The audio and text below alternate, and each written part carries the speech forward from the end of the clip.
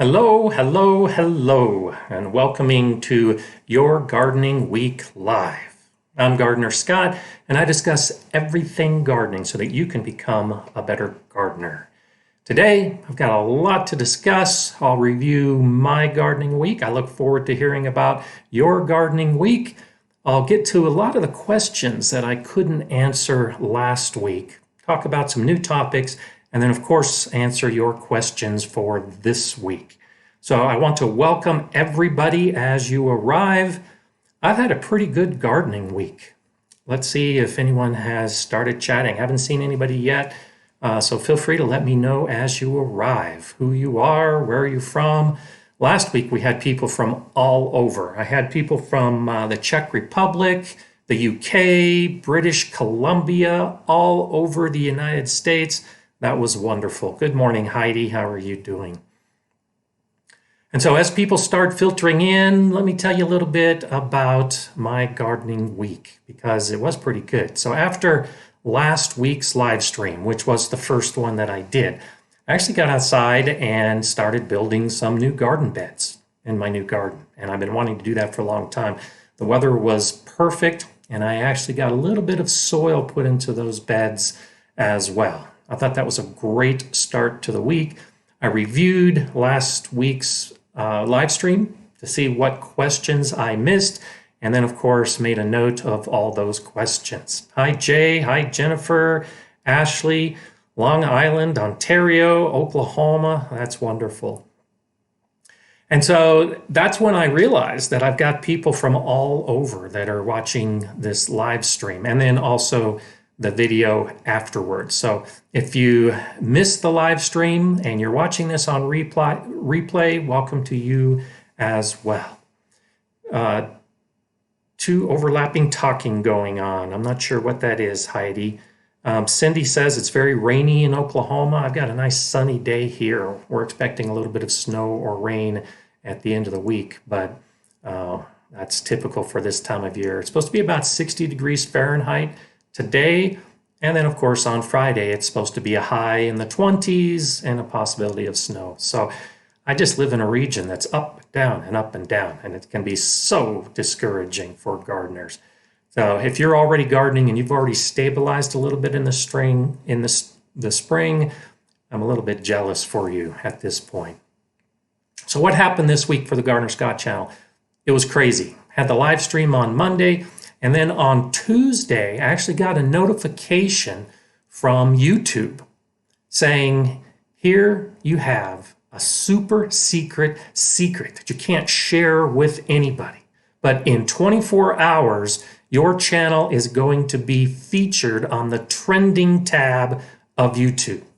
And sure enough, at 7 o'clock in the morning, my time on Wednesday, on the trending tab of YouTube, the GardenerScott channel was featured as a creator on the rise. And they highlighted 5 or 6 of my videos. And for 24 hours, the GardenerScott channel was trending, which just blows my mind because I'm just an old guy trying to share some gardening information. But YouTube picks 2 creators every week to highlight, and I was one of the 2 that was highlighted last week.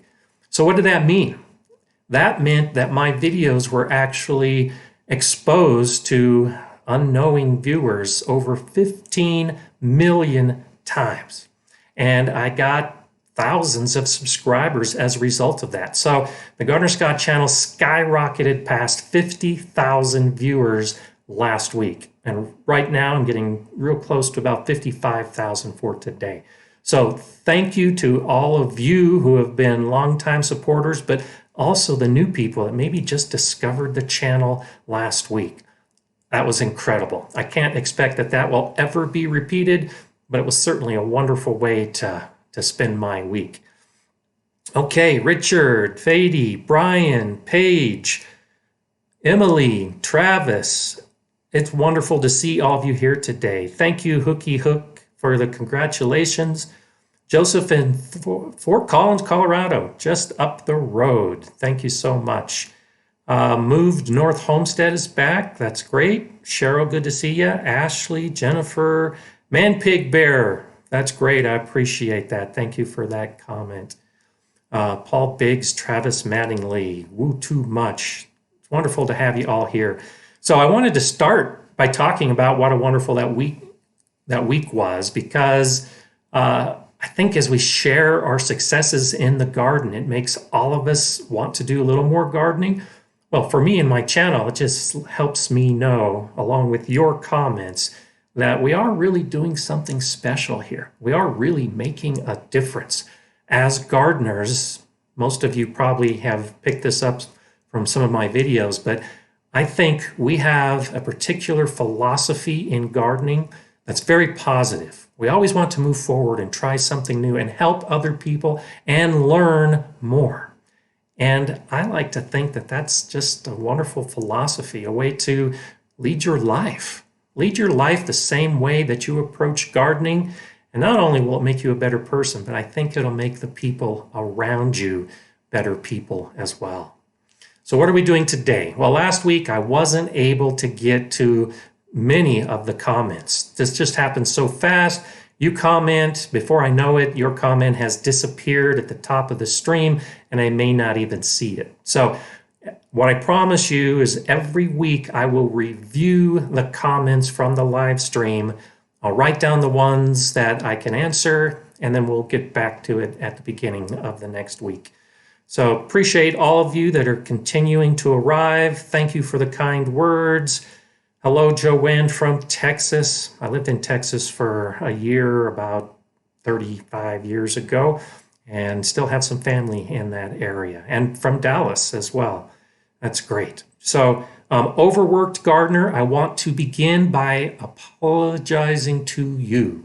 You actually were making some good comments last week, and I recognized when I went back in my review that I thought you made a question about acidifying your soul, and I thought you were making a joke with that. And I'm so sorry, because I realized it was a typo and you were actually talking about the acid in your soil. So I've been thinking about that all week, and I hope I didn't offend you with my response. I just realized it was a typo.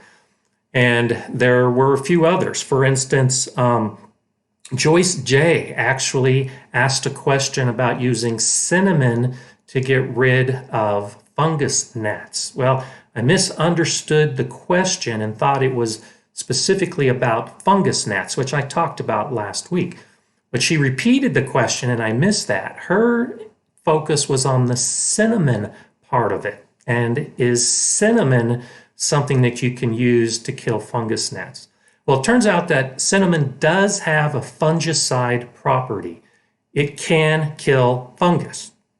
Well, fungus gnats eat the fungus. So the cinnamon really doesn't kill the fungus gnats, but what it can do is kill the fungus, which could reduce the number of the fungus gnats that you have. And along with some of the things I talked about last week as far as improving the air circulation, yes, cinnamon could be part of a system for getting rid of your fungus gnats.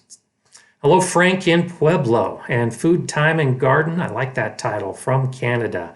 Renoto from Indonesia. That's great. And Tron, you are one of my favorite commenters. Vietnamese, your comments are always in Vietnamese, and so I'll run them through Google Translate. And then most of the time I'll respond using Google Translate. So I appreciate all of you that are watching this live stream and watching my videos from all those different countries. And even though I broadcast in English, I will definitely try to respond to your questions in your native language whenever I can.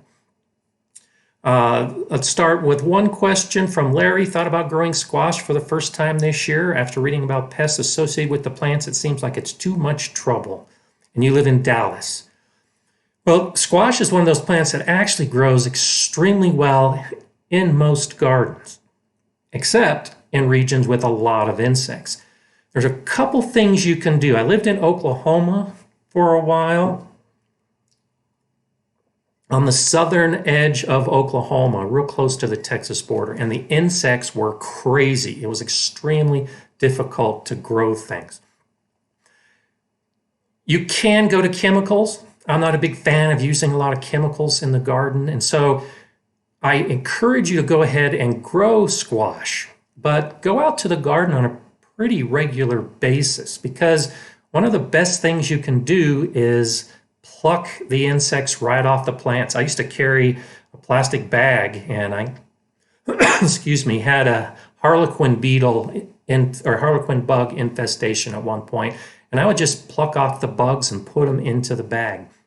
And then this was at the school. I'd get the kids to help out with that. You can use streams of water to try to wash them off.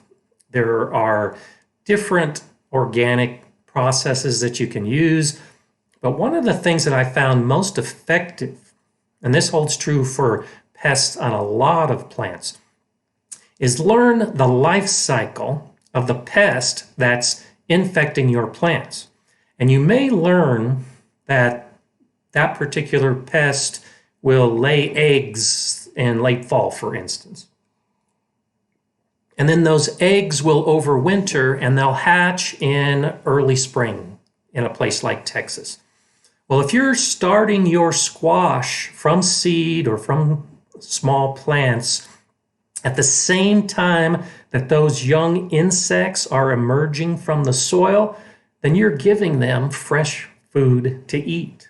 And so as you learn the life cycle of some of these pests, you may learn that if you wait 2 weeks or 3 weeks or even a month to start your squash, you will have completely avoided the life cycle of those pests. And now those pests shouldn't cause as much damage. So I throw that out as a possibility in scheduling your plants at different times to beat the pests. And if you can avoid the pest calendar, then you might be able to grow some things that you wouldn't otherwise grow. Okay, Island Mama from Trinidad and Tobago. That's awesome. Man Cave Gaming and Gardening from somewhere in Madison, Wisconsin, in quarantine. And I'm actually going to talk a little bit about what you can do during your quarantine a little bit later on in this broadcast. Vancouver, Canada. It's wonderful to see everybody. Alabama. I lived in Alabama one summer. Montgomery. I loved Montgomery, but it was part of an Air Force school, and we had to do some running as a result of it. And the only time that I could do my running was at midnight, because it does get a little warm and a little muggy in Alabama in July and August. Okay, let's review some of the questions that we had from last week. One of the things that came up was about pouring boiling water on seeds. That came from Pete and Kat's RV Life. And I answered the question as I understood it, but then when it was pointed out that you were talking specifically about boiling water, I told you I'd look into it and get back to you. Well, it turns out that putting boiling water on seeds can be a method of scarification. And so seed scarification is done for seeds that have a hard time germinating, breaking dormancy. And so the suggestion of pouring boiling water on the seeds is basically a way to weaken the shell coating of one of those type of seeds. And so elderberry seeds can be difficult to germinate, and that's where the question came from.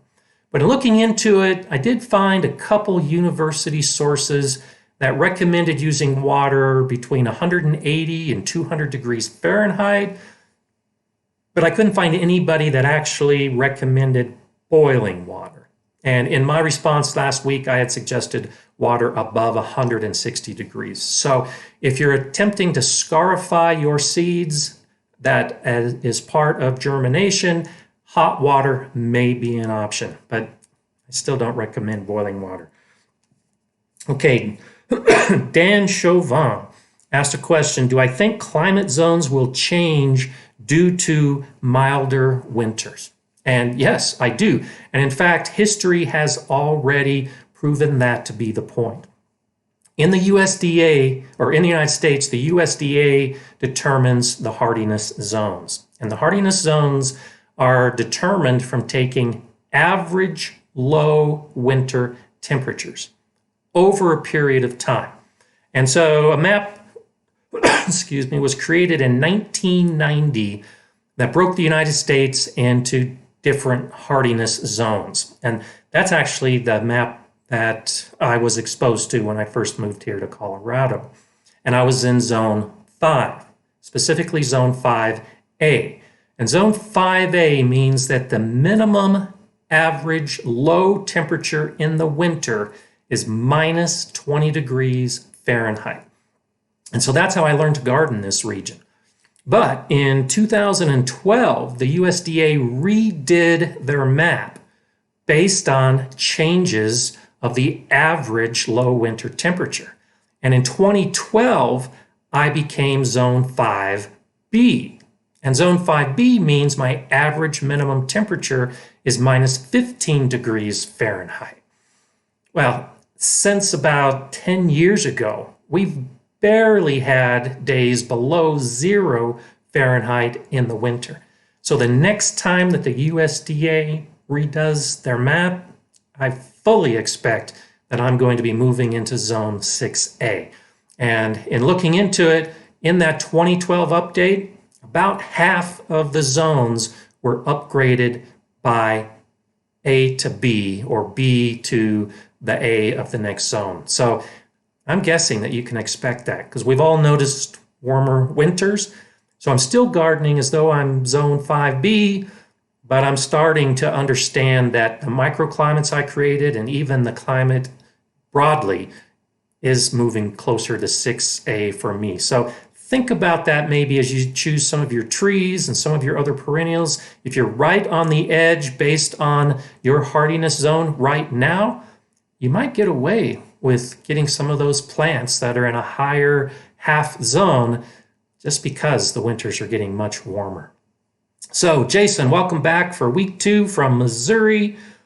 Good morning, Susan and everybody else. F asks who still has 5 to 8 feet of snow on their garden. Yeah, let us know if you still have 5 to 8 feet. I've got snow that comes and goes and comes and goes. So it's hard to say what I'm going to have a week from now, but nowhere near 5 to 8 feet of snow. I lived in northern Maine for a while, and we would often have that much snow. So I'm guessing you're in quite a cold region. So Liliad Cardoso asks, I planted Brussels sprouts and kale in the fall, and now they are so overinfested with aphids. You've tried organic oils. Should you just pull them out and start over again? Do Brussels sprouts keep producing? So it sounds like you're in a warm area right now. There's a couple schools of thought on this. And one of my basic philosophies is if you can get your garden to be very diverse, you will have the good insects that take care of the bad insects. For instance, ladybugs that eat aphids, or many, lacewings that eat aphids. So if you can attract some of those insects to your garden, it can help with an aphid problem. Particularly for sturdy plants like kale and Brussels sprouts, a real strong stream of water can blow off the aphids from the plants. They'll fall down to the ground, and they really don't have a brain to think, oh, I just got knocked off this plant. I'm going to crawl back up it and eat again. No, if you knock them off the plant, they're dead. So there's an option. But this gets to the philosophy part of it. I believe strongly in sacrificial plants. There are just some plants that once they become infected, it really weakens the plant to the point that it struggles to produce. And that may be what you're encountering right now with your kale and your Brussels sprouts. So even though the Brussels sprouts would normally keep producing, after they've really been hit hard with insects like aphids, the production is probably going to fall. So consider leaving those plants in place because insect pests are more likely to attack weak plants. So those weakened plants, use them as aphid magnets to attract all of those pests and then wash them off or rub them off and try to deal with them. But in the meantime, start growing some kale and Brussels sprouts in another bed. and you might be able to avoid some of those serious aphid issues by sacrificing a couple plants that you allow the pests to infest. And in the meantime, you're really putting more focus on young, stronger plants that you'll still be able to get a harvest from. Okay, going back to last week, Life Goes On asks, can I harden off seedlings now when they only have one true set of leaves and is above 50 degrees outside? So, good question. And I mentioned last week about the 50 degrees being a magic point. I don't even think about hardening off most of my plants until it is above 50 degrees regularly outside. As far as the true set of leaves, the stronger the plant is before you put it outside to harden off, the better it will do to harden off. And one true set of leaves, I don't think is strong enough yet. So I usually try to wait until a plant has at least 3 or 4 sets of true leaves before I start the hardening off process.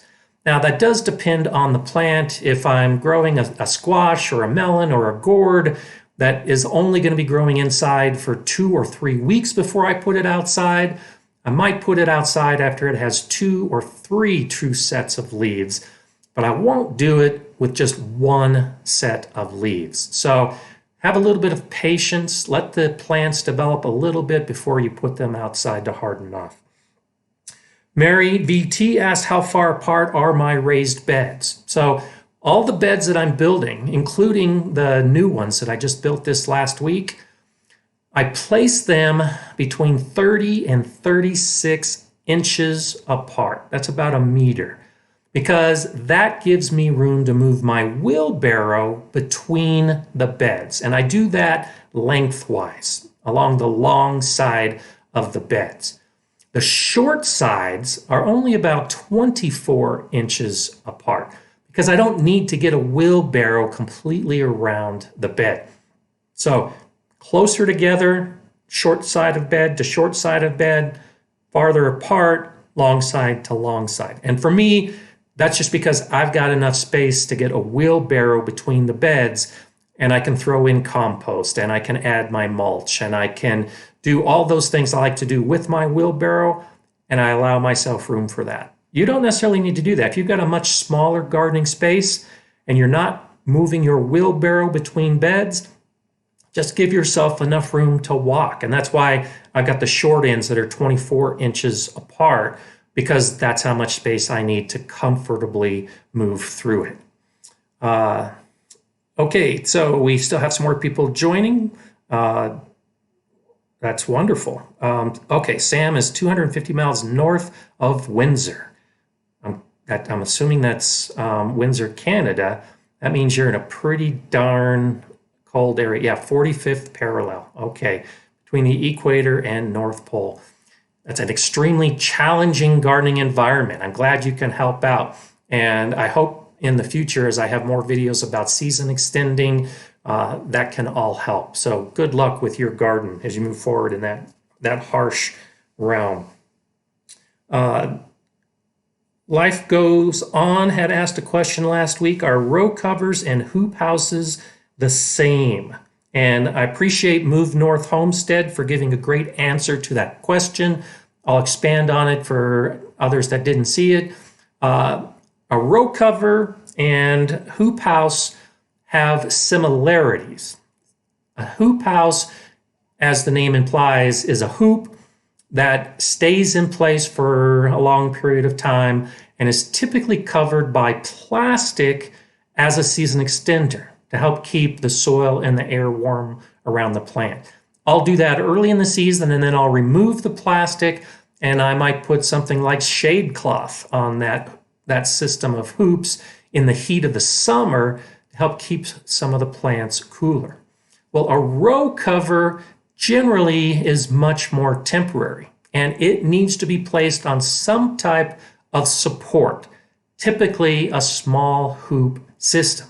And row kit covers are most often used in early spring, again, to help with the temperatures, to keep the soil warmer and keep the plants warm enough to continue growing, but it's more commonly used as a pest control. Getting back to that question about the insects in Texas. Row covers can cover plants that are just starting to grow, and they'll keep out some of those pests that have just hatched and are just starting to look for a food. The row covers break their cycle. So now they don't find the food that they want. Maybe they die, maybe they move somewhere else. But after temperatures have warmed up and after that life cycle has been broken, you generally take row covers off of the plants after just a couple weeks, and then you allow them to grow in the sun. So that's the big difference there. Life from Ashes asked, do needles help with slugs? Well, I had mentioned before that I really like to use pine needles underneath my strawberries. And one of the reasons for that is my hope that the needles will help reduce the slugs. In practice, that's really not the case. The needles just aren't sharp enough. They really don't hinder the slugs at all. What I do find is that by having a thicker mulch, like using pine needles, it helps aerate that area right underneath the plant. And so maybe the soil is nice and moist, but the pine needle surface is dry, because dry pine needles typically lose their moisture pretty quickly. And that's what I think helps with the slugs, is that dry surface of the pine needles that really helps reduce the situations where the slugs might be crawling towards plants, or my strawberries in particular. Okay, so I'm really glad to see the interface of the comments going back and forth, talking about cold weather and sharing some of Jay's snow concerns. So that's wonderful. And zone is actually in, or F is actually in zone 7 with 5 feet of snow. Wow, that's incredible. Back to a couple more questions, and then we'll move on to some of the new stuff today. Michael Spalding asked, what's a good size for a compost bin? And so it helps to understand how compost is created. And I have a video that talks about the science behind composting. As the bacteria start breaking down the organic material in a compost pile, it generates heat. And that heat helps start a whole new batch, the thermophilic bacteria. And those are the ones that really break down a pile quickly. So for that to work, you need a pretty good size mass, a good big pile. Because as the edges of a pile cool down, which is just natural in the air, the thermophilic bacteria are going to stop working and breaking down the compost material. Well, the best way to really keep a pile hot and decomposing is to have as much mass as you can, and a minimum is a 3 cubic foot pile or a 1 cubic meter pile. The idea being that if it's 3 feet or 1 meter on all sides, including height, that gives enough mass for the organic material to be broken down. I like to have a pile bigger than that if I can. So I build my compost bins 4 feet by 4 feet and try to get the pile about 4 feet high. If you can do that and you can keep the pile moist, the bacteria will go nuts and it should break it down pretty quickly. The overworked gardener asks, what should I use on apple trees for bugs? Again, it gets back to figuring out what kind of bugs they are, because particularly on apple trees, there are many bugs that are attracted to specific colors. So you might be able to buy some traps. They're usually a yellow colored sticky trap or a red colored sticky trap. And that's a great way to take care of insects on apples. You use those traps with the appropriate color for the insect. The bug will find it. The traps are often sprinkled with a particular pheromone, if you know the type of insect. And that's a great way to keep the insects off. So not knowing specifically what the insect is, that's one suggestion. So do some research, take some pictures, find out what the insect is. You might be able to find that there's a beneficial insect that attacks that. There's a lot of parasitic wasps that will attack the insects that attack our fruits. And if you can attract those parasitic wasps to your garden, that's a wonderful way to allow nature to take care of it all. So James, first-time gardener, I'm glad you like the videos, and I'm glad I can help. Okay, Jay Hurley asked, are aspen pet bedding wood chips a good mulch? And I think generally most wood chips are a good mulch. Now, you might be aware that black walnut trees actually have a chemical that can retard or kill the growth of other plants. So black walnut is one of those few trees that if you have those type of wood chips, I would not at all recommend using that as a mulch. But hardwood mulches like hardwood chips like aspen, by all means use those. Even softwood chips like spruce and pine, and had some questions about cedar, because there is a little bit of misinformation out there about cedar killing other plants. Well, that's really not the case. So don't worry about using cedar wood chips as a mulch. The softwood resinous wood chips take longer to break down. So I most often use those in my pathways, and I'll use the hardwood wood chips in my fruit beds and around trees, because I think they break down a little bit faster, and therefore they help benefit the soil a little bit sooner. PJB asks, we just built and filled raised beds. Do we need to amend the soil? It depends with what you filled the beds with. If you brought in good soil, that's what I like to do. And in my video about filling raised beds, I talk about in the lower half, I do add organic material, like a hugelkultur start with some branches and some logs, and that will eventually break down. It also holds a lot of moisture in that raised bed in the lower part.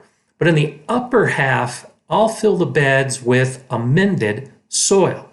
In my case, I typically buy the soil in bulk, but I'm buying a soil that is already amended with humus and compost. So if you filled your bed with a good blend that already has that organic matter in it, then no, you probably don't need to amend the soil this year. But if you filled the beds with just native soil, my guess is the soil you have around your bed is probably low in a number of nutrients. Almost sure it's low in nitrogen. So if you're just starting off, yeah, go ahead and amend the soil with a little bit of compost. Try not to overdo it too much, because as that organic material breaks down in the soil, it can rob some nitrogen from the soil. And young plants and growing plants need nitrogen. So if you amend right before you start growing, be ready to start adding some nitrogen fertilizer right away to help counteract that decomposition process where the compost is using nitrogen. Add nitrogen to your soil right away so that it balances out a little bit. Colleen Guidon asks, can I plant in only well-rotted leaf mold, and will aged horse manure 5+ years? Well, I'm guessing that's well-aged horse manure 5+ years. Yes, you can. Leaf mold is an amazing thing that gardeners in the UK have discovered, but most American gardeners, I think, are still discovering. The nice thing about leaf mold is what it's made from. Leaves. And leaves, unlike a lot of the material that we use in our compost piles, leaves have minerals in them. Generally, the organic material that we put into compost has a lot of nutrients, but it might be poor in minerals. And so I have suggested before that you shouldn't grow in just compost because it doesn't have a lot of that mineral content. And when I fill my raised beds and I use my native soil, one of the reasons I'm using my native soil is because of the mineral components in soil. Soil should be both organic material and the mineral component of what your local area has.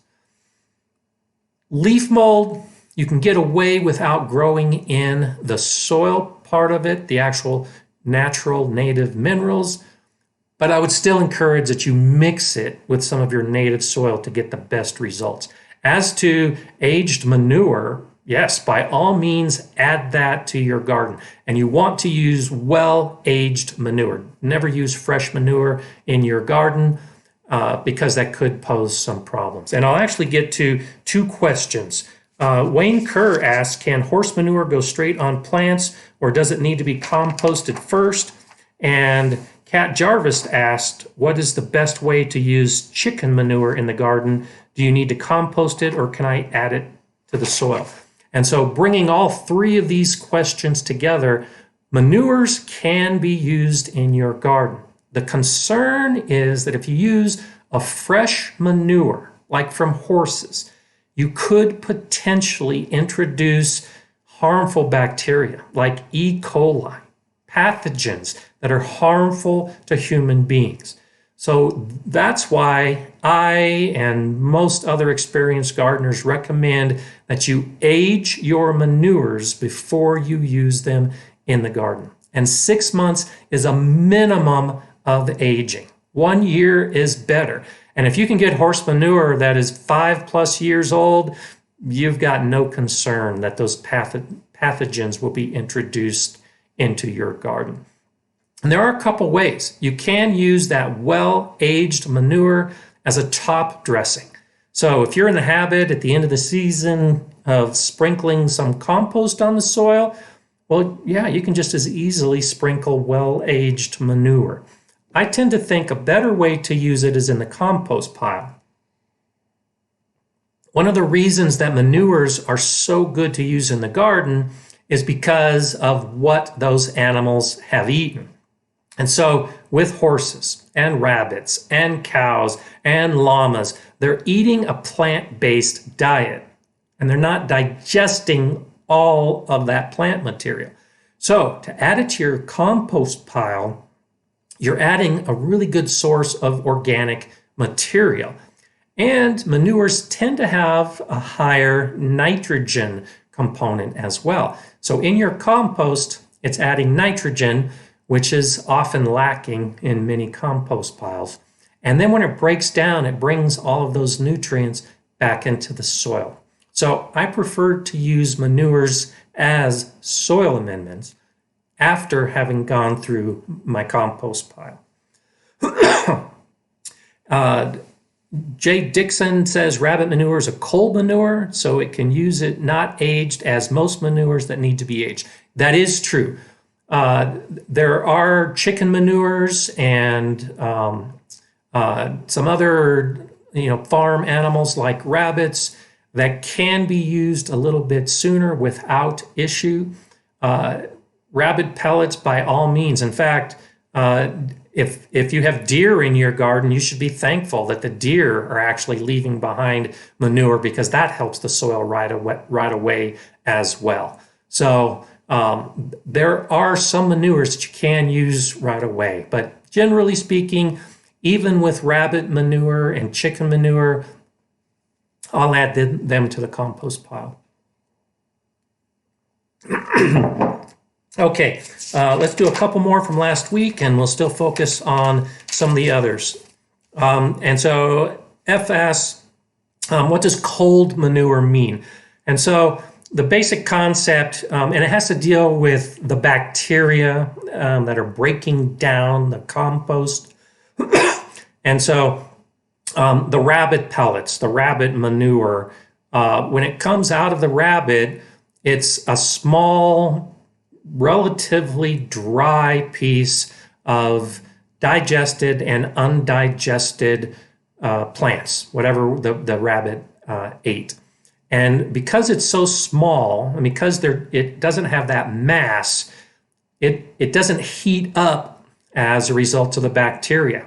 And so it doesn't have the ammonia built up and some of the other harmful components that happen in larger manures.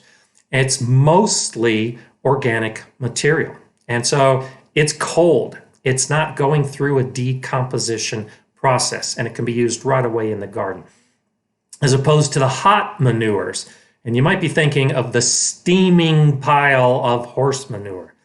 Well, right away, because of that heat, the bacteria start breaking it down. And so the byproducts of that are things like ammonia. That's what can burn plants if they're put on too early in the garden, or the other harmful pathogens. And so think generally in terms of big animals produce hot manures and small animals produce cold manures, and that will impact when you can use them in your garden. Okay, Overworked Gardener asked a question, what do you use to get rid of fire ants in your garden? I really don't want to use chemicals all that much. Well, gladly for me, but I don't have a big fire ant problem. So I did look into it a little bit, did some research over the week. I did find a few USDA cooperative extension pages that said boiling water can be about 60% effective in trying to get rid of fire ants. Now, be careful when you're pouring the boiling water, but if you can pour the boiling water directly into the mound, you might have a little bit of success. You're probably not going to kill the queen, and so the ants will keep coming back. This might be one of those things to consider some chemicals, even though you don't want to, because based on the university research, a lot of the home remedies really don't work that well. So boiling water and potential chemicals, but apparently there's some promising research using citrus oils and soap. I couldn't find a lot about that, but there is some research being done to confront fire ants that aren't chemicals. Maybe look into that as a possibility. Guan Chan asked, frost cover, fabric cover, will it impede sunlight? It will impede sunlight a little bit, but not much. And remember that the row cover or the frost cover is only on place for a brief period of time. And it is literally a fabric. It's a woven fabric that does let light through, and it will let moisture through like rain, but it blocks some of the sunlight. Farmers have been using row covers and fabric covers for decades, and they take them off after that brief period, and the plants really don't suffer at all. So don't worry about that brief period and reducing the amount of sunlight. It's really not anything to worry about. Sid asks, or Sid offers that use Dawn dish soap and water for fire ants. And I think that's what some of the testing was looking at. Not only the dish soap and water, but also adding citrus oil to that mix. So soap, citrus oil, water, and see if you can have some improvement with that. Annie Gaddis, do you know of any organic wood preservative to paint onto raised beds, wood raised beds? And yes, I did actually use an organic wood preserver when I was at the school. That's how we treated all of our raised beds. They're usually copper-based, and you can find them online. You can find them at some garden centers. What we used was actually a powder that was mixed with water, and we got it from Ace Hardware. I'm not sure if they still sell it, but look for or ask for an organic wood preserver. And typically it's going to have copper. It's out there. You're probably not going to find it at the big box stores. You're going to have to look for it and ask for it. Lots of good information coming up about the fire ant problem. So appreciate that. Glad to see all the encouragement and all of the other ideas. Steinrun in Iceland, zone 5 to 7. Welcome to the channel. But your summer is closer to zone 2. So short, cool summers where the temperature rarely reaches 20 degrees, which is almost 70 degrees Fahrenheit. Starting vegetable inside is crucial, but how low temperature, or guessing how low of a temperature can seedlings take? Well, of course, it depends on the plant.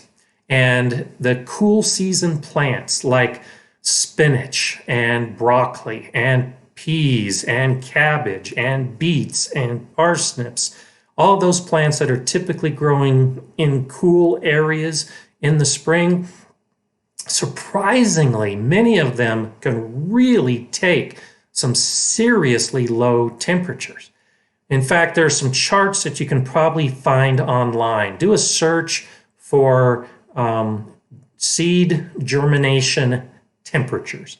And what you will probably find will surprise you. For instance, spinach seed can germinate at 35 degrees Fahrenheit. That's about 2 degrees centigrade. And many other of these seeds will actually germinate at those extremely low temperatures.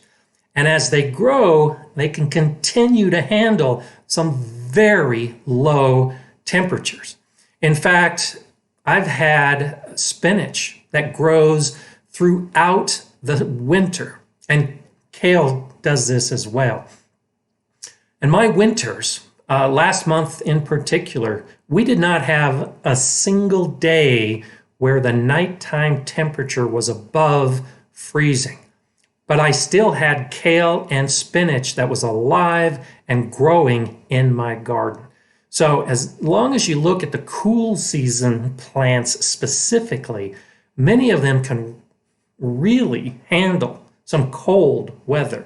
You can't get away with that with the warm season plants like the peppers and the melons and the squashes and the tomatoes. But look into it a little bit and you'll be surprised, based on the specific plants that you're choosing to grow, just how cold the weather can be for them to continue growing. Move North Homestead said that you found it at Lowe's and Ace Hardware. There's a black container with a yellow lid. So great, appreciate that income or that input. I guess it's still available at Ace Hardware. Let's get back briefly to Deadeye Joe 37 last week asked, what is your take on using used coffee grounds in the garden for compost, mixed in mulches, etc.? I hear it's great, but I also hear that caffeine adversely affects the plants. The key piece here is used coffee grounds. I'm a tea drinker and I don't drink coffee, but most of you that drink coffee are drinking it for that caffeine component. And how many of you are using used coffee grounds for your second round of coffee? Probably very few, because all of the flavor and pretty much all of the caffeine is washed out in that first steeping. So don't worry about caffeine being a problem. In fact, caffeine in general is not an issue for plants, but particularly for used coffee grounds. They add some nitrogen to the soil, they add an organic component to the soil, and they're not adding any of that high acidity or the caffeine. So feel free to use them. Again, as with the manures, I prefer to add them to the compost so that my compost is as well mixed with nutrients as possible. But you can sprinkle coffee grounds on top of the soil to add it to your mulch, and you can mix it into your soil as an amendment. Okay, let's see if we have any other questions that are popping up. A lot of it looks like you're responding back and forth to each other. And so continue to do that. If you have any specific questions for me, by all means, continue to ask them. And Man Big Bear says, only your dad uses coffee grounds to make coffee again. I had some older relatives who had lived through some very harsh times, and they did the same thing. And so let's get to a question from Elavarasan Alangavan. He says, coconut core and perlite as seed starter mix to start various seeds, and under grow lights, that's what he's doing. They all germinated and have their first set of leaves, but they're slow in developing true leaves. Is it a nutrient issue? And yes, it probably is. In my last video where I talked about starting seeds, I talked about the mixes and what kind of medium you should use to start seeds. And almost all seed starter mixes consist of a strong sampling of peat and or core. Sid Boswell, thanks for the super chat so much. You're thanking me, I thank you. You're why I keep doing this. Thanks so much for that. But as far as the seed growing, everything the seed needs to develop into a plant is enclosed within the seed. And so that's why these seed starter mixes don't need nutrients. They just offer a place for the seed to start developing. And as the roots grow, it's an area for the roots to grab onto, basically. But after those first leaves start, the cotyledon leaves, now the plant actually needs to start growing, and it's no longer getting any nutrients from the actual seed. The cotyledon leaves will offer some photosynthesis for the true leaves to really start developing. And as those first true leaves start growing, now the roots are looking for nutrients. And if it's not finding the nutrients in that seed starter mix, the plant will suffer. So I won't harden off plants and put them outside when they've only got one true set of leaves, but I will transplant those little plugs to another container or to a pot that has some compost in it and maybe some diluted fertilizer, so that as the true leaves start developing, the plant has some nutrients, that those roots can actually do their job and allow the plant to grow. So if you're trying to grow your plants in nothing but a seed starter mix, you will probably see that your plants will start suffering without added nutrients. You can continue growing them in that seed starter mix. You'll just need to add a liquid fertilizer as the plant grows. Life goes on. Scott, my tomato seedlings are purple. Is it normal? Generally not. Purple is I think it's a phosphorus deficiency. I keep getting mixed between phosphorus and potassium, but I think it's a phosphorus deficiency. So purple plants generally show that there's an imbalance in the nutrients. So consider what the medium is that you're using, and you might need to add a fertilizer that's well balanced. It'll typically have the nitrogen and the phosphorus and the potassium. And so just a quick boost of fertilizer should help right away. And in the future, look at that specific medium that you're using. It could also be a watering issue, because if young seedlings get too much water, they have trouble absorbing some of those key macronutrients. So make sure that your soil is not too wet. If it's not too wet, then now's probably the time to add fertilizer to it. Dinig, there's an L there. I'm not sure how you pronounce it or what that stands for. Do I take the cover off and remove the heating mat? Yes to both of those. Both the cover and the heating mat should be used during the germination phase. The heating mat helps keep some seeds, like peppers, for instance, warm because they prefer a warmer soil temperature to germinate. And the cover helps ensure a higher humidity because as those seedlings just break ground, they like a humid environment, and it also helps keep the soil moisture consistent so that the seed can germinate. But as the seedlings start growing, you no longer need that high humid environment.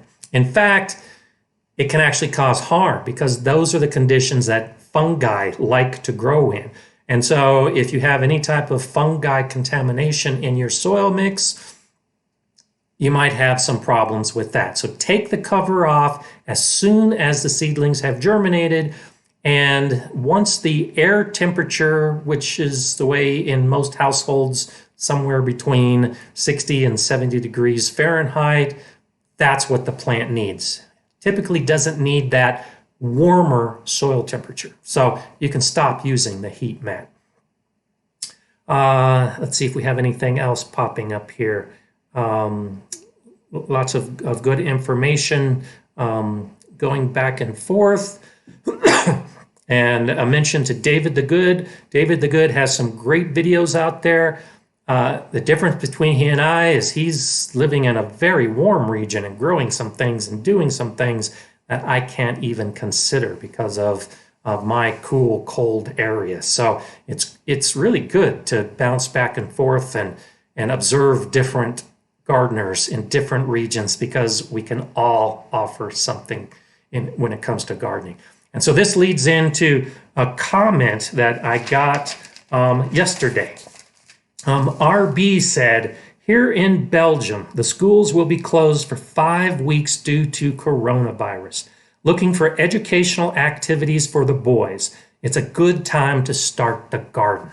And so I know almost all of us have been affected one way or another about the issues that relate to coronavirus. I think now is a great time, particularly if your kids aren't in school and if maybe you're starting to telecommute, or maybe you're not at work as often. You need something to do to fill the time that you used to have other activities that were filling that time. Start watching gardening videos. Start watching David the Good. Start watching some of these other channels out there that maybe you haven't been exposed to. Start watching my videos. I've created this channel with the intent that I've got a library of videos. So once you watch one, you can watch another. And it should give you a really broad-based education for gardening. So don't let coronavirus get you down. Don't be scared. Don't be fearful. Don't panic. Instead, use this as a great opportunity to start gardening. In fact, I think this is a great opportunity for you to really show the world how great gardeners can be. Because in the future, particularly for those of us that have been gardening for a while and those of you that are gardening more, we will all learn how to best use our harvests and our produce. And I have some videos, I'll be doing more videos on how to preserve your harvest. Well, if you start getting into the habit of saving the food that you're harvesting, be it from dehydration, freezing, pickling, fermenting, canning, making jams and jellies, whatever. If you're saving your harvest and you start building up that stockpile, the next time that there's a run on the store and people panic and start buying all the food, you're probably going to be able to relax a little bit because you've been raising your own food and saving your own food and using this as a catalyst maybe to start growing more of your food. So learn from all the information that's out there during this time, make it educational, and use it as an opportunity to expand and actually start gardening more. And ideally, start teaching some of what you've learned with your neighbors and your family. So let all of us start gardening and growing our own food and preserving our own food so we don't have to be so reliant on what the store offers, especially when it's not there. So Daniela Cade asks, GardenerScott, will you be doing a video on growing luffa gourds, or can you provide me with some guidance? I live in Colorado Springs. Well, believe it or not, I also live in Colorado Springs. I have grown luffa gourds, and I will be doing a video on luffa gourds. One of my most important lessons, particularly here in Colorado Springs and for other regions that have a shorter growing season, is that luffa gourds, in fact, gourds in general, benefit from being started early. So about 3 weeks, maybe up to 4 weeks before you plan to put the gourds outside, start them indoors because they really do benefit from that head start. And then put them outside after the soil is warm, not just after the last frost date, but when the soil is actually warm. And in Colorado Springs, that's about the first week of June. Be prepared to cover them. So I like growing the luffa gourds in an area with a hoop trellis or a hoop house. And that's what I'll be showing in my videos. I'll actually be growing them up some large hoops. The nice thing about the hoops is that they can support plastic, because later in the year, when that first frost hits in the fall, the luffa gourds might not be fully mature yet. And so you'll probably have to cover them with plastic for that 1 or 2 day spell when the temperature drops down close to or slightly below freezing. So grow them on a trellis, put them outside after the soil is warm, and be prepared to protect them in the fall. I'll be showing all of those steps in an upcoming video, but the video is going to show all of those steps, so it won't come out until either early next year or late this year, because I'll show how to harvest and actually how to use the luffa gourds in that video as well. Frank D. Costanzo asks, Scott, are there any indoor plants that can help repel viruses? I don't really know the answer to that question. So that's a good one for me to take forward to next week. I'll do a little bit of research and I'll see if I can give you an answer next week. So Rob OX asked the question, and welcome back. Glad to see that you made it today. Will you be growing lavender? Yes, I'll definitely be growing lavender. I'm not planning on doing a lavender video this year. I'll probably do that next year when I can put all the pieces together to make a video. I'm starting my lavender from seed. I'm using Munstead as the primary variety. And so I'll be growing from seed in small plants this year. And then I'll be putting them out hopefully later this season. But if not, I'll overwinter them under some lights in a cool area and put them out next year.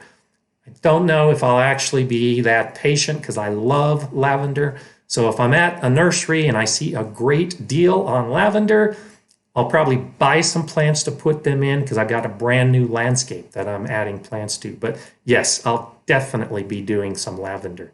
Ecocentric homestead, what temperature is considered warm for soil?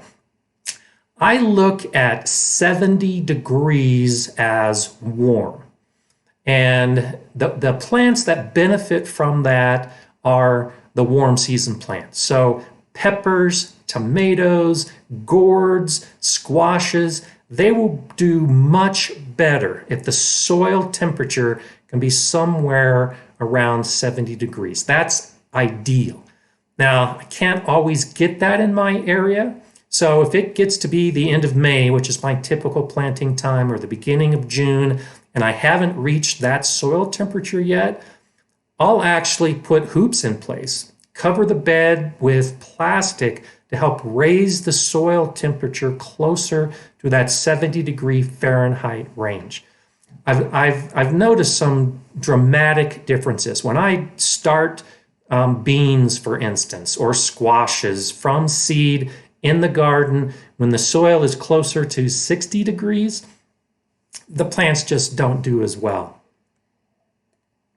And so I try to wait as long as possible, or at least use an artificial means to build the soil temperature up as much as possible. Kodiak, what's the best way to increase or cultivate mycorrhiza? Good question. And actually, I'll give you a couple answers to that. One of them might actually surprise you.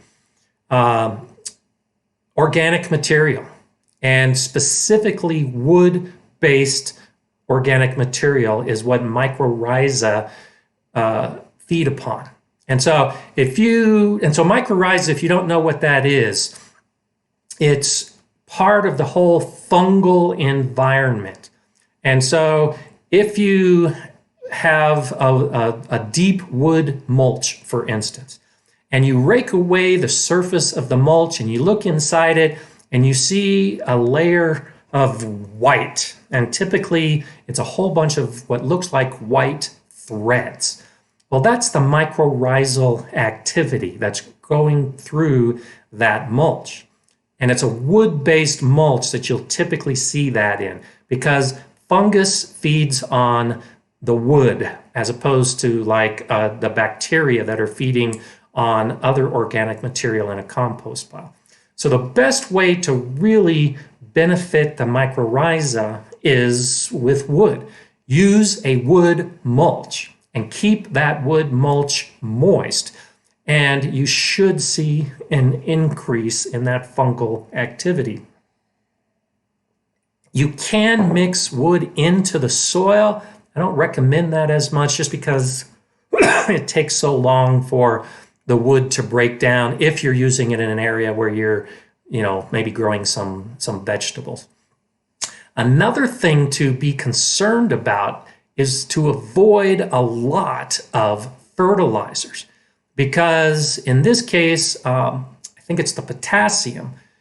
Potassium, a high level of potassium in the soil, can actually hinder the mycorrhizal growth. So just provide a nice, natural, native kind of environment with some wood mulch without a lot of added fertilizers, and you should see an increase in the mycorrhizal activity in your area. Paul Benz asked, do you know a good primer for getting into work farming? There are some good sites out there that I look at. Curtis Stone has a gardening channel, and he actually has a urban farm, and he grows a lot of food and supplies local restaurants. So I'm not sure how big of an area you're looking into developing as a work farm. But start with some of the video resources like Curtis Stone, for instance, to get an idea of how you could do it. I don't garden on that scale, so I can't recommend a specific primer, but I do know that I've seen some information out there. There's also a site, I think No-Till Farming is the video channel, and they also have some really good videos that show how they have a small farm and produce a lot of plants using no-till methods. There's that name I can't pronounce again. I'm starting basil and rosemary seeds indoors. Anything special with growing herbs indoors that you should be doing? Thanks, Diane. Light. Light is really the most important aspect with growing any plants inside, but especially herbs can benefit from a good lighting situation when you're growing indoors. And they also, in many cases, don't like a lot of water in the soil. So try to avoid having a waterlogged soil.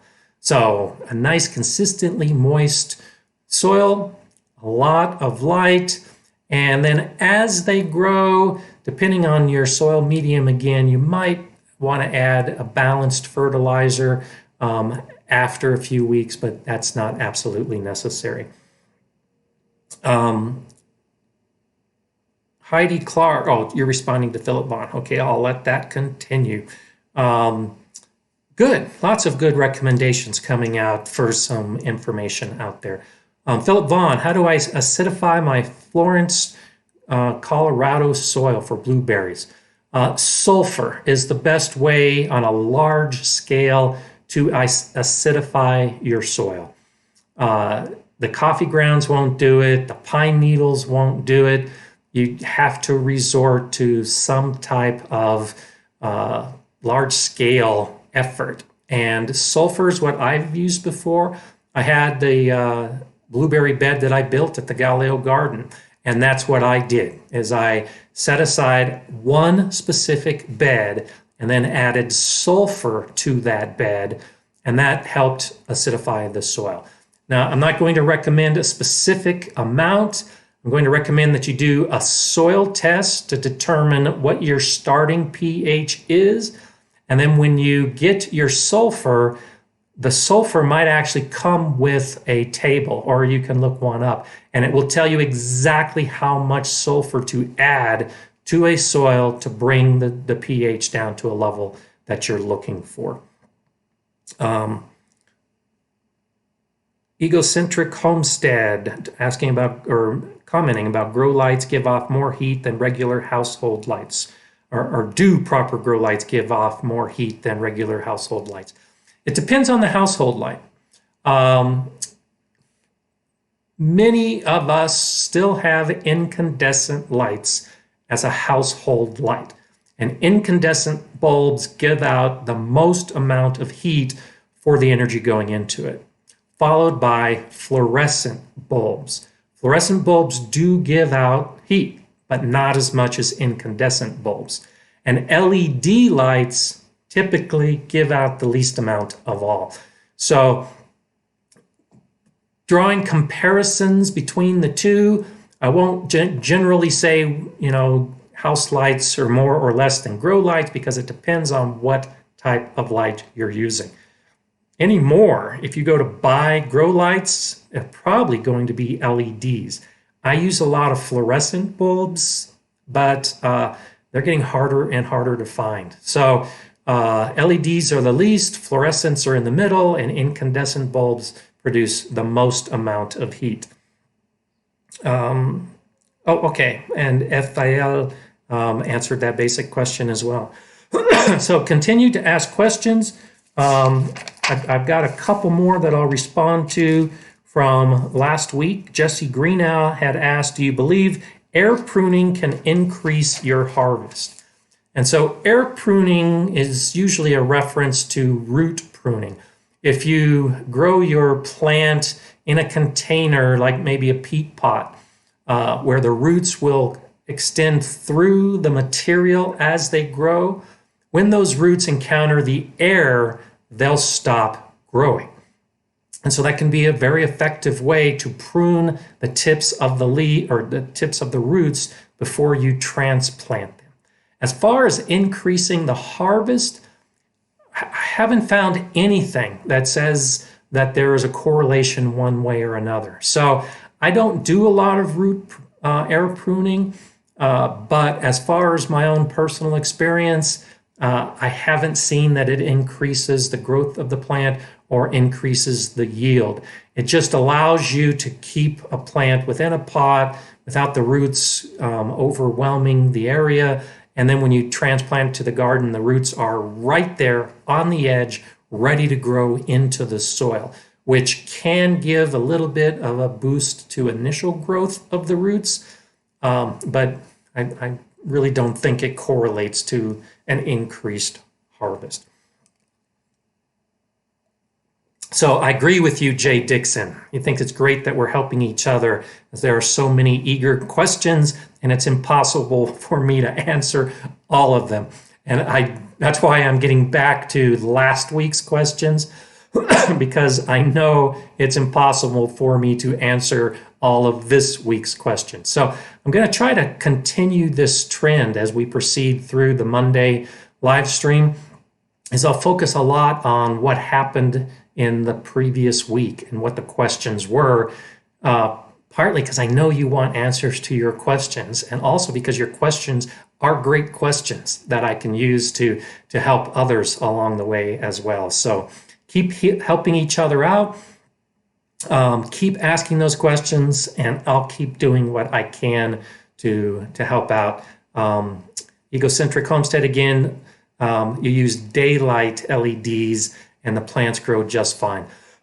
Absolutely. And I've said this in earlier videos. When it comes to the seedlings and plants, unless you're growing as a business for profit, don't worry about specific grow lights and red lights and blue lights. Standard lights with just white light spectrum is good enough for all the plants that we're going to be growing inside, either to transplant or to continue growing inside.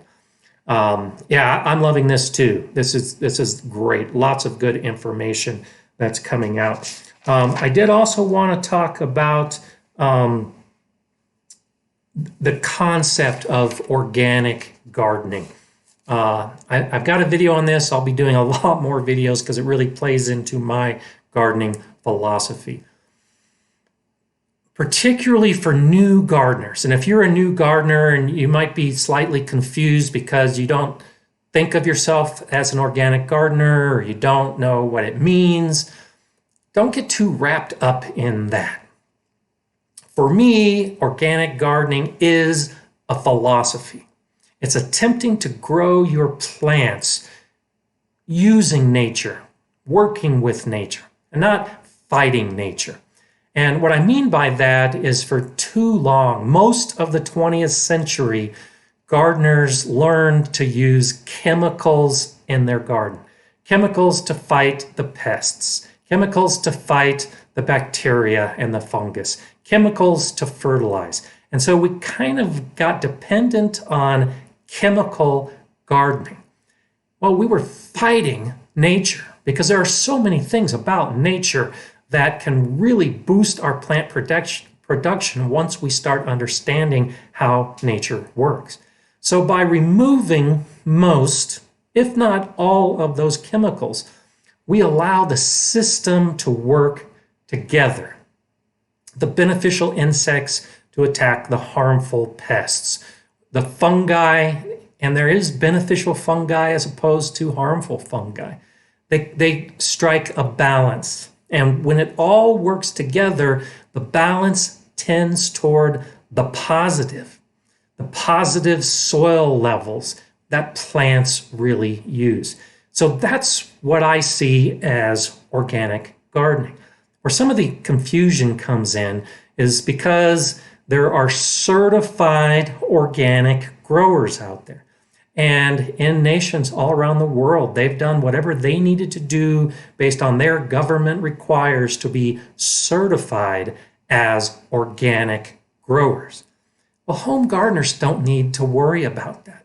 We can grow organic using the philosophy of a balanced ecosystem. We don't have to get certifications. And even a lot of those certified organic growers use some very harmful chemicals.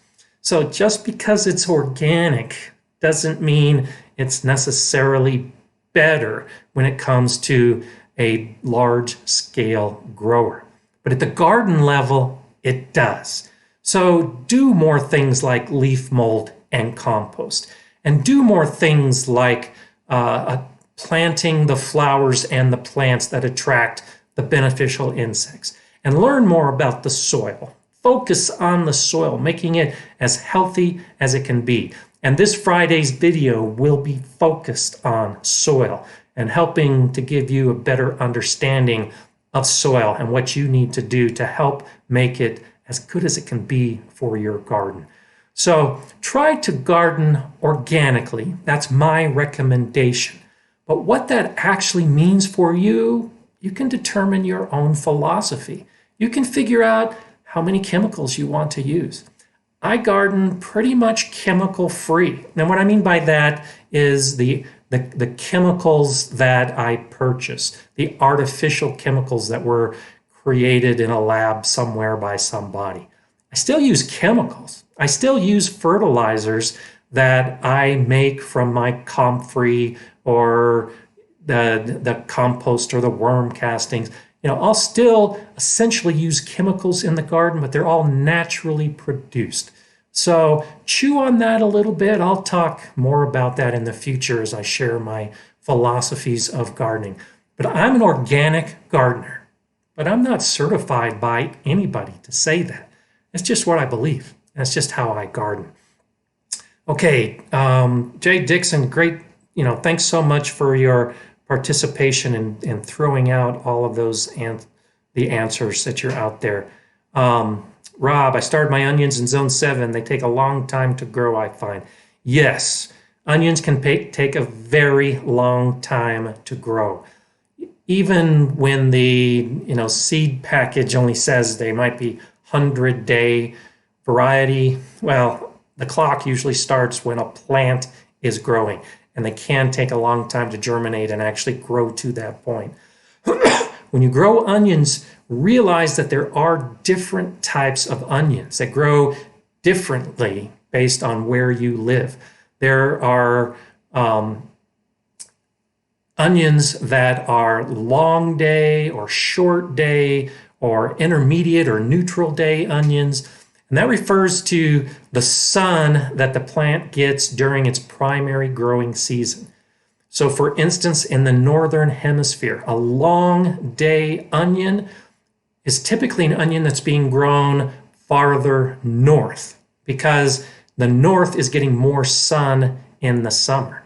And so during the summer, you would want a short day variety of onion because the southern part of the United States actually gets less sun than the north. So that also influences how quickly the onion grows, because if it's not growing in the appropriate zone for the type of variety it is, it might not grow as quickly as well. So choose the right variety for your area and anticipate that it takes a long time and grow some onions. I've actually got some onion seeds started downstairs.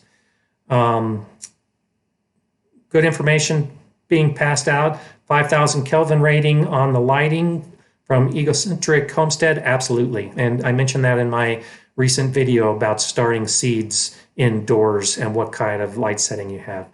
Evan5935, can you overwinter your onions like carrots, or do they die back once it gets too cold? They can handle quite a bit of cold. Depending on how cold and for how long, they may or may not overwinter.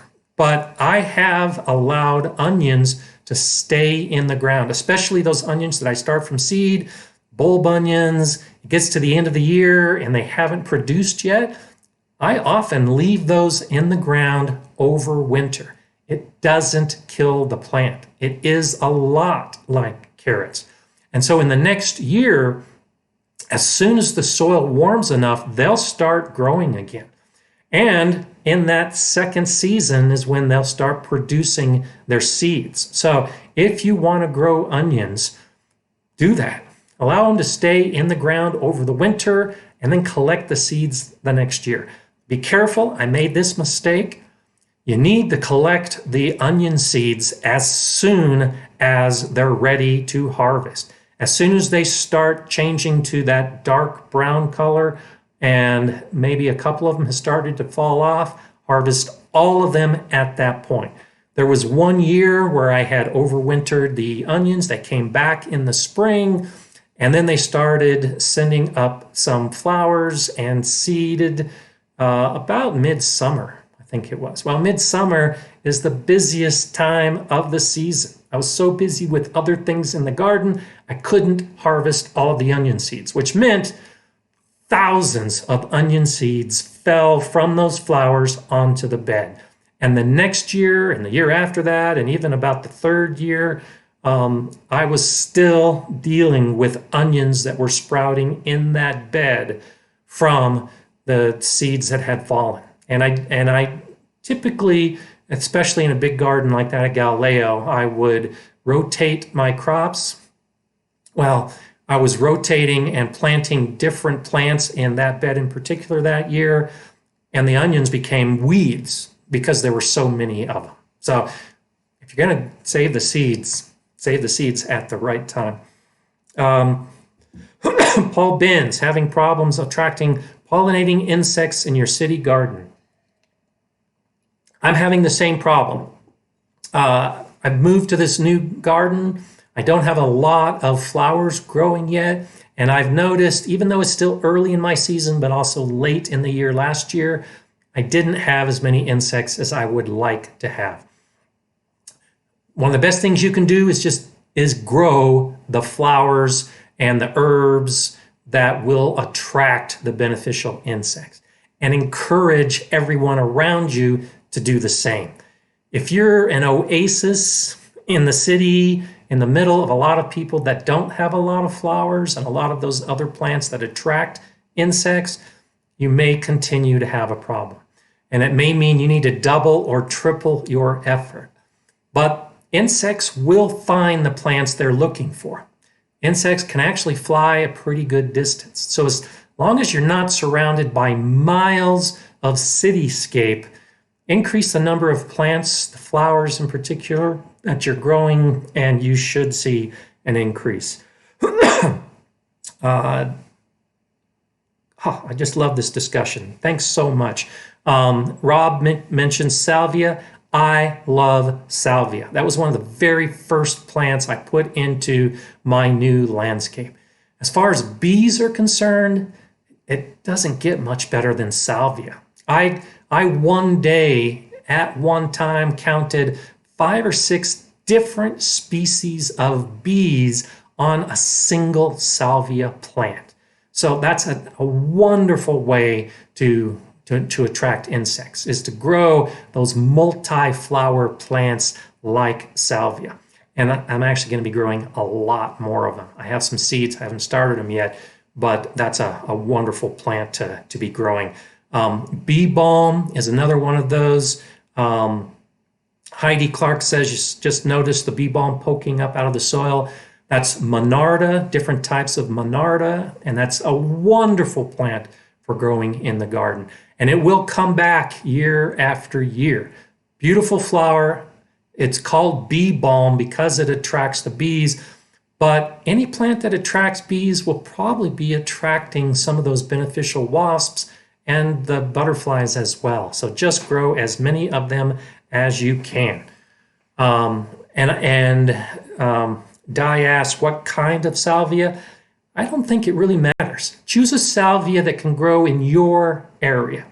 I live in a very dry region, and so the salvias I grow are the ones that are chosen for an area that doesn't require a lot of water.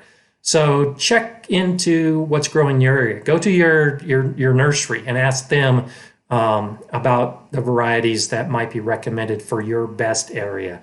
As opposed to just randomly recommending one or you just randomly choosing one, it is best to try to choose one that you know will do well in your area. So appreciate just the huge conversation that has taken place today. I'll review everything, and I'll write down the questions that have popped up. And so the questions I couldn't get to today, I will respond to next week. And I think there might have still been a couple from last week that I'll readdress in the future week. For this week ahead, I hope you have a great gardening week. And I hope you can benefit not just from my information, but from all the information that is pouring in from everybody else on this channel. I think that's what's making the GardenerScott channel so popular, so great, is because we're learning to work together. It's not just me talking at you, it's all of us discussing these gardening topics. And so if you're cooped up because of coronavirus, I hope you check out some of my other videos. I hope you learn some new gardening channels out there that you like and watch some of their videos. I also encourage that you share with some of your non-gardener friends, because if they're concerned about what they'll do about their future food supply, well, you know some of the answers. So offer up the GardenerScott channel and all the rest so that others can become new gardeners and we continue to spread this information. Wednesday's video coming out, I think, is a fun one where I share some of my favorite stories about tomatoes. Friday's video is going to be about soil and help you understand all that you need. So continue to learn more. Apparently, there's at least one type of salvia that's illegal in Canada. That's why I recommend that you learn more about what's good in your area, because there might be something that somebody recommends for you, but in your area, it might be considered a noxious weed and it might be prohibited. So learn more about what your options are. Don't just act blindly following my advice or any others. In this process, you will become a better gardener. And that's my whole goal. I thank you for joining me today. If you're on the replay, I appreciate you watching as well. And I'll see you next Monday.